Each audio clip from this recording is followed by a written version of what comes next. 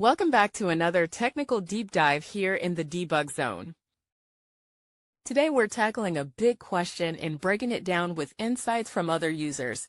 Hopefully this clears up some misconceptions and helps you get the answer you need. So buckle up, stay a little curious, and let's jump right in.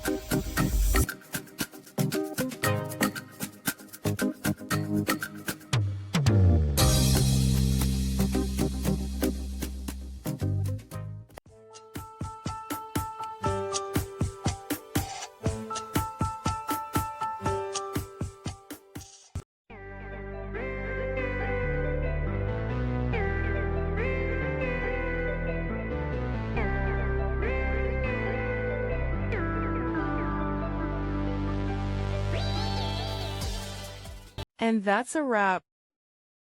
I hope you found the answer you were looking for. If you did, take a second to hit that subscribe button. It really helps out.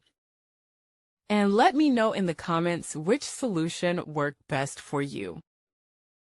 See you next time in the debug zone.